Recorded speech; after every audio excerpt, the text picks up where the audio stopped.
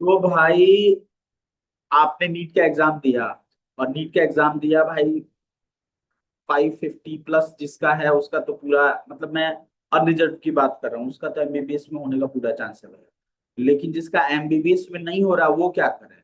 तो भाई एमबीबीएस में तुम्हारा नहीं हो रहा है, 500 प्लस है आपका, तो बीएमएस ज्वाइन कर लो भाई। बीडीएस तो मैं सजेस्ट कभी नहीं करने वाला। बीएमएस ज्वाइन कर लो, वो भी एक बढ़िया ऑप्शन है। लेकिन भाई अगर आप जॉब के गोल्ड माइन पे बैठना चाहते हो ना, आप चाहते हो कोर्स करते ही क्विकली जॉब मिल जाए, अच्छे सर्विसेज में चल जाए, अच्छी सैलरी मिले, और फॉरेन कंट्री में जाके जबरदस्त रोला काटे, तो बीएससी नर्सिंग कर लो। मैं आपको कह दे रहा हूँ, बीएससी नर्सिंग करने के बाद 90% चांस है कि इंडिया में एक बैठे हुए डॉक्टर से आप 4 गुना 5 गुना सैलरी अर्न कर सकते हो फॉरेन कंट्रीज में जाकर। और फॉरेन कंट्री में इसका भयंकर डिमांड है, और भी ज्यादा होने वाला है। तो चलिए भाई, बीएससी नर्सिंग को थोड़ा सा हम डिटेल में देखते हैं। और स्पेशली मैं इस वीडियो में आपको बताऊंगा कि जो ऑल इंडिया कोटा है, जो नीट है, नीट के थ्रू बीएससी नर्सिंग कैसे। मैं वीडियो में स्ट्रेस करने वाला हूं कि नीट का जो आपका स्कोर है, उसके थ्रू आपको बीएससी नर्सिंग के सेंट्रल गवर्नमेंट के इंस्टीट्यूशन में कैसे एडमिशन मिलेगा। तो भाई आपका स्कोर देख लो। ये सब बताने की जरूरत तो है नहीं कि आपकी जो एलिजिबिलिटी है उसमें क्लास 12th होना चाहिए, फिजिक्स केमिस्ट्री बायोलॉजी के साथ, और इंग्लिश भी होना चाहिए, और 50% के करीब में नंबर होना चाहिए। बाकी सब डिपेंड करता है, कैटेगरी वेटेगरी थोड़ा बहुत ले देके ये सब डिपेंड करता है। देखते हुए 17 साल से कम एज नहीं होना चाहिए। और भाई देखो, ये ज्यादातर इसकी सीट्स है ना, ये अनमैरिड फीमेल के लिए, तो ये बात ध्यान रखना।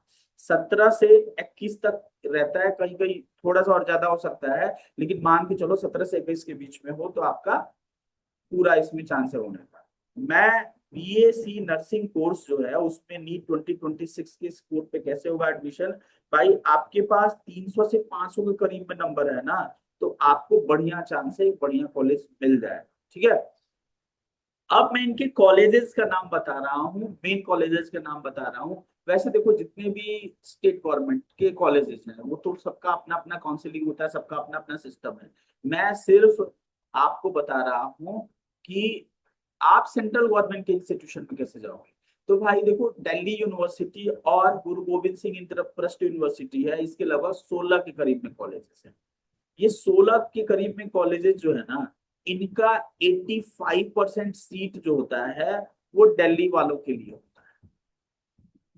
ठीक है। और 15% सीट जो है ये लोग ऑल इंडिया कोटा से लेते हैं, है ना। तो आप इसमें अप्लाई कर सकते हो। ओके। बनारस हिंदू यूनिवर्सिटी जो है, जो उत्तर प्रदेश वाराणसी में है, ये 100% अपने सारे सीट्स को ऑल इंडिया कोटा से लेता है। उसी तरह से जिपमर पौंडीचेरी है। जिपमर पौंडीचेरी में 94 के शानदार कॉलेज है भाई, जबरदस्त कॉलेज है। थोड़ा सा साउथ में है। मैंने भी अपनी पढ़ाई पौंडीचेरी में ही की है, पौंडीचेरी सेंट्रल यूनिवर्सिटी से। जबरदस्त प्लेस है, जबरदस्त लोग हैं।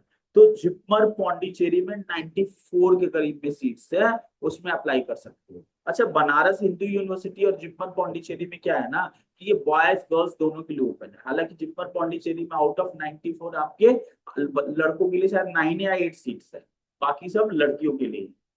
उसके बाद से ईएसआई जो है, ईएसआई बेंगलुरु और ईएसआई गुलबर्गा, है ना, ये दोनों कर्नाटका में है। ये भी बहुत ही अच्छे कॉलेज हैं, बहुत ही शानदार कॉलेज है।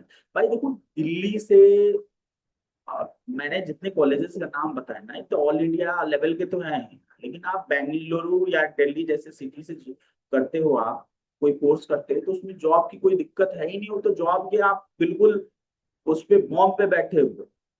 जॉब, वो बॉम्ब फूटा और जॉब मिला। ठीक है। तो बेंगलुरु और गुलबर्गा जो है, इसमें ईएसआई का है। अब इसमें क्या आता है ना, कि जो लोग ईएसआई में इंश्योर्ड है, ठीक है, आप जो होगा उसको पता होगा। तो ये एम्प्लॉयमेंट सर्विस का एक इंस्टीट्यूशन होता है।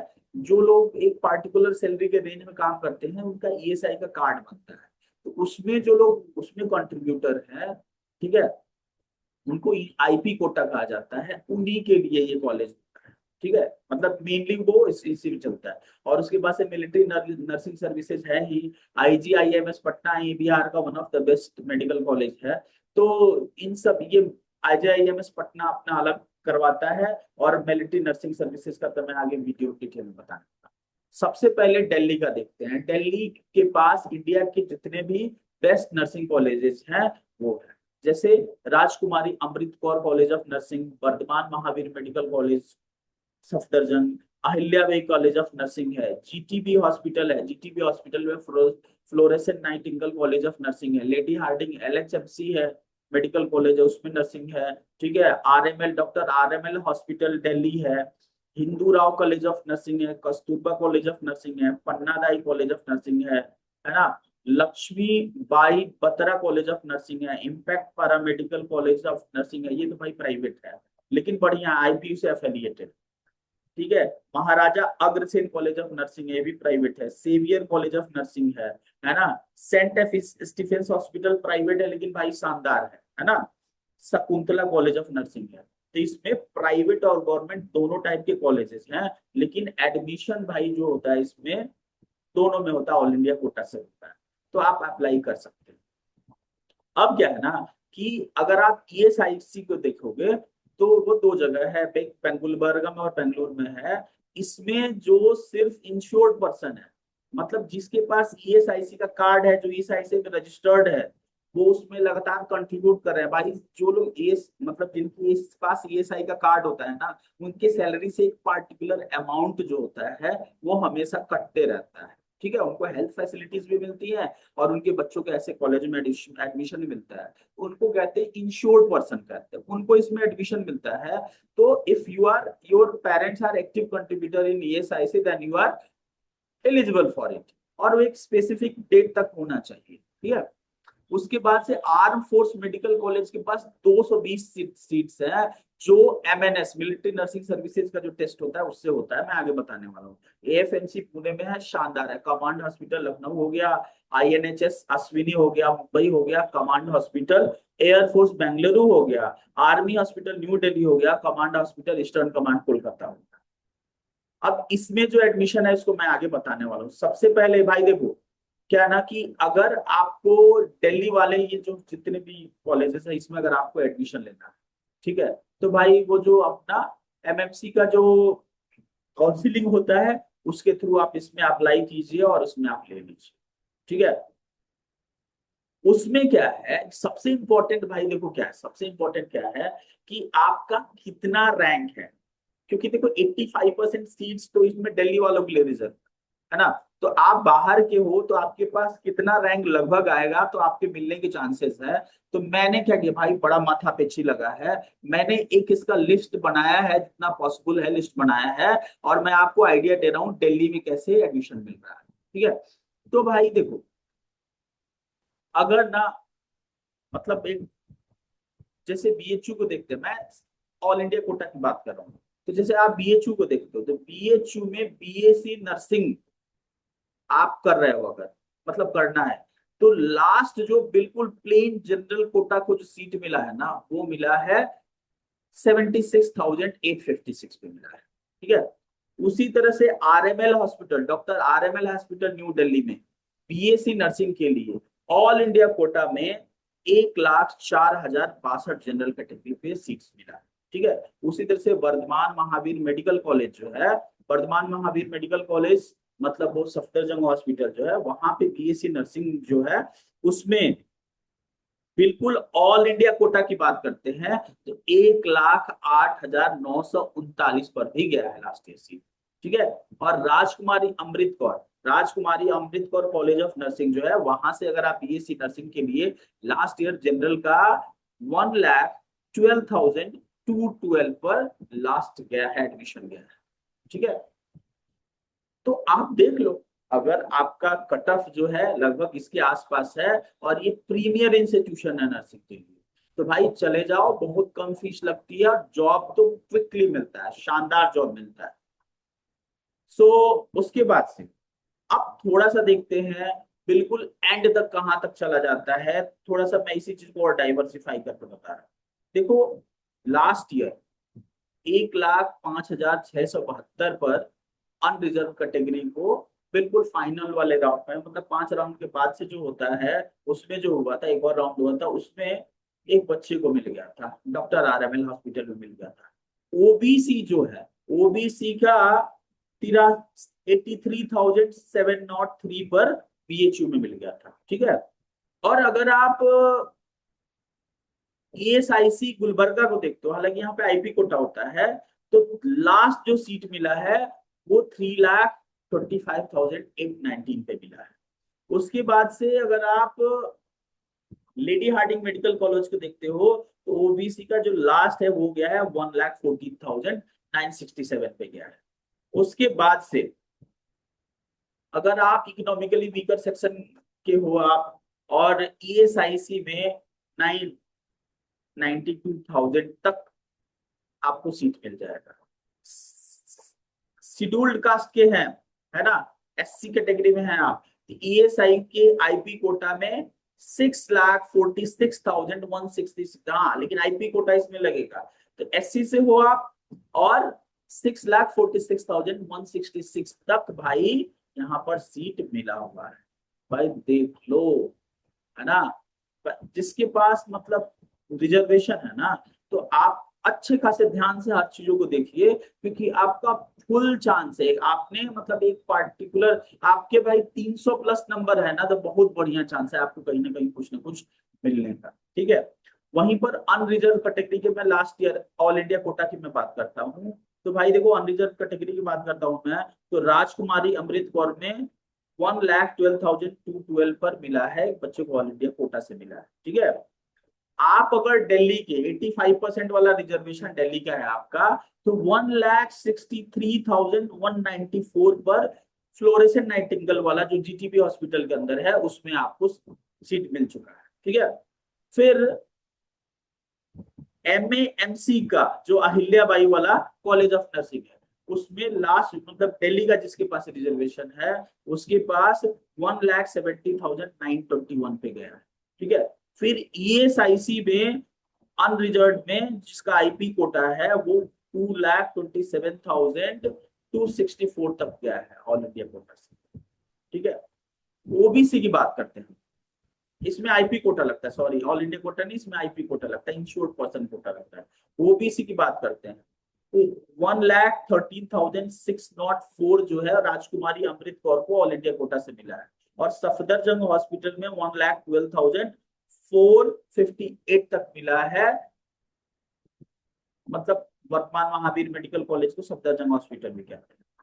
GTP का जो फ्लोरेसेंस नाइटिंगेल है उसमें 1,76,641 तक गया है। ठीक है। लेकिन ये किसके लिए है? दिल्ली वालों के लिए है ना। और OBC का जो IP कोटा है उसके थ्रू ESIC में आपको लास्ट गुलबर्गा है उसमें मिला है 2,54,000, ज्यादा ही मिला, 2,54,000 के करीब में जो जिसका रैंक है उसको भी उधर कॉलेज मिल चुका है। उसके बाद से SC का देखते हैं, लेडी हार्डिंग मेडिकल कॉलेज में 2,22,000 तक सीट मिले हैं आपको, है ना। राजकुमारी अमृत कौर में 2,59,000 तक सीट मिले हैं आपको। BHU में 2,26,000 तक रैंक है तो आपको सीट मिला है। GTB हॉस्पिटल में 3,20,000 तक आपका रैंक है तो आपको सीट मिला है ना, फ्लोरेसेंट नाइटिंगेल में। लेकिन ये दिल्ली कोटा का है, दिल्ली कोटा है, मतलब आप दिल्ली के रहने वाले हैं और SC कैटेगरी में है तो आपको मिला है। और SC कैटेगरी का 4,61,000 ESIC का जो IP कोटा है उसके थ्रू मिला है ना। फिर शेड्यूल्ड ट्राइब का देखते हैं, शेड्यूल्ड ट्राइब में ST में 3,33,250 में BHU में लास्ट मिला है लास्ट ईयर। ठीक है। राजकुमारी अमृत कौर में जो ऑल इंडिया जो काउंसिलिंग है उसमें 3,51,480 तक मिला है। उसके बाद से लेडी हार्डिंग मेडिकल कॉलेज जो है उसमें 3,46,864 तक ऑल इंडिया कोटा के थ्रू मिला है। कॉलेज ऑफ नर्सिंग जो है फ्लोरेसेंस नाइटिंगेल, इसमें 9,67,000 मतलब GTB हॉस्पिटल में 787 तक आपको कॉलेज मिला है। और ईएसआईसी में आईपी कोटा के थ्रू 9,21,000 तक रैंक को मिला है। इकोनॉमिकली वीकर सेक्शन जो है उसका 1,09,000, 1,09,747 तक लेडी हार्डिंग मेडिकल कॉलेज का ऑल इंडिया कोटा से मिला है। ठीक है, ये तो मैंने आपको बता दिया। दिल्ली बेंगलुरु के जो कॉलेजेस हैं उनका बता दिया उसमें कैसे एडमिशन होता है, तो आपको आई होप एक आइडिया हो गया होगा कि इसमें कैसे एडमिशन होता है ना। अब थोड़ा सा हम लोग देख लेते हैं, जिप्मर पौंडीचेरी का देखते हैं। तो भाई देखो, जिप्मर पौंडीचेरी के जो काउंसिलिंग जो होती है ना वो अक्टूबर में होता है, और इसमें 94 सीट्स है, लगभग 2,000 लोगों को बुलाते हैं, और भी कई सारे कोर्सेज हैं, पैरामेडिकल कोर्सेज हैं, 2,000 लोगों को बुलाते हैं। 85 सीट नर्सिंग में बीएससी लड़कियों के लिए, और 9 सीट्स जो है बॉयज के लिए रहता है। तो बीएचयू के बाद से ये दूसरा कॉलेज है जो बॉयज को भी नर्सिंग में देता है। ठीक है, लेकिन उसके बाद से जो सबसे इंपॉर्टेंट है, जिसमें 220 सीट्स है, और क्या शानदार कैरियर है, शान का कैरियर है, लेकिन आप फिजिकली फिट होना चाहिए और आपके पास देश सेवा की भावना होनी चाहिए, तब तो भाई ज्वाइन कर लो मिलिट्री नर्सिंग सर्विसेज की। भाई कोई फर्जी होप नहीं देंगे, है ना। एक वीडियो मैंने बनाया था, उसके थंबनेल में मैंने लिख दिया 200 से 4, मतलब 400 के बीच में आपका। लेकिन भाई मुझे लग रहा है कि अगर आप चार, भाई देखो 300 प्लस तो आपका होना ही चाहिए, नहीं तो इसमें लोग शॉर्टलिस्ट ही नहीं करेंगे, आपको बुलाएंगे नहीं। हालांकि 200 रुपए दे करके आप अप्लाई कर सकते हो। इसमें बता दो सबसे इंपॉर्टेंट बात, इसका जो टाइम पीरियड है बहुत ही नैरो है, सिर्फ सिर्फ 20 जुलाई से लेकर के 31 जुलाई तक ही का है टाइम। ठीक है, अब इसका जो इंडियन आर्मी का जो ऑफिशियल वेबसाइट है उस पर जाकर के 200 रुपए लगेगा, अप्लाई कर दीजिए, आपको शॉर्टलिस्ट करके बुलाया जाएगा। भाई देखो, फर्जीवाड़ा का कोई होप नहीं दे रहे हैं। आप जनरल कैटेगरी हो तो 400 प्लस तो होना चाहिए, 410 से 450 के बीच में होगा, तभी आपको बुलाया जाएगा। ठीक है, अगर आप ओबीसी हो 400 प्लस पे जाना, है ना। इकोनॉमिकली वीकर सेक्शन हो 400 प्लस पे जाना, SC ST 330 प्लस पे चले जाना, है ना। और एनसीसी कोटा है तो 350 प्लस पे आपके चांसेस बनते हैं, इसमें कोई एश्योरेंस नहीं है। क्योंकि जब आप ये सारी चीजें आप जब अप्लाई करोगे ना, तो जो शॉर्ट लिस्टेड कैंडिडेट है, जो मतलब टॉप के जो लोग होते हैं, उनको दिल्ली में बुलाया जाता है। उनका जो दिल्ली में जो उनका हॉस्पिटल है उधर बुलाते हैं, और बुला करके वहां पे डॉक्यूमेंट वेरिफिकेशन किया जाता है, और मतलब ओरिजिनल डॉक्यूमेंट का वेरिफिकेशन किया जाता है, और उसके बाद से टेस्ट ऑफ जनरल इंटेलिजेंस और जनरल इंग्लिश दिया जाता है, जो भी उसमें सेलेक्टेड हो जाता है। ठीक है, अब वो जो है ना, मतलब किसी का डॉक्यूमेंट प्रॉब्लम हो गई तो obviously they will not be allowed, है ना। लेकिन ये टेस्ट फॉर जनरल इंटेलिजेंस और जनरल इंग्लिश में, जनरल इंटेलिजेंस के 20 मार्क्स होते हैं और जनरल इंग्लिश के 20 मार्क्स होते हैं। टोटल 80 क्वेश्चन होते हैं इसमें, जो 30 मिनट्स में बनाना होता है। इसको जब आप कर गए तब आपका इंटरव्यू लिया जाएगा, साइकोलॉजिकल टेस्ट भी होता है, इंटरव्यू लिया जाता है। भाई इंटरव्यू ही मेन एग्जाम है, ठीक है। और इंटरव्यू अगर आप क्रैक कर गए तो फिर आपका जो मतलब ब्लड टेस्ट होगा, या आपका देखा जाएगा कि ओवरवेट हो कि नहीं, या आपका बीएमआई क्या है, फिजिकल फिटनेस तो अच्छी तरह से, क्योंकि आपको मिलिट्री सर्विसेज में जाना है ना, तो फिजिकल फिटनेस वगैरह देखा जाता है। मतलब मेन इसमें है आपको इंटरव्यू क्रैक करना होता है। तो इंटरव्यू क्रैक कर दिए, ठीक है, उनको तो भाई टॉप लेना होता है, 220 बच्चों को वो लोग सेलेक्ट करके लेकर के चले जाएंगे, वहां पर स्टार्टिंग से लेफ्टिनेंट बनाएंगे। बहुत जल्दी आदमी, मतलब कोर्स करने के 4 साल के मुश्किल से 5-6 साल के अंदर लोग मेजर रैंक तक चले जाते हैं। इतनी शानदार सर्विस तो मुझे लगता है कि बीएससी नर्सिंग के लिए तो कुछ है ही नहीं। तो बाकी मैंने एक अलग से मिलिट्री नर्सिंग सर्विसेज के लिए वीडियो बनाया है, आप उसको प्लीज देख सकते हैं। भाई बहुत मेहनत लगा है ना। आपको अगर ये वीडियो अच्छा लगा या आपके लिए हेल्पफुल है तो प्लीज मेरा चैनल जो है सब्सक्राइब कर लो। बाकी देखेंगे नेक्स्ट वीडियो में। आज्ञा दीजिए, जय श्री राम।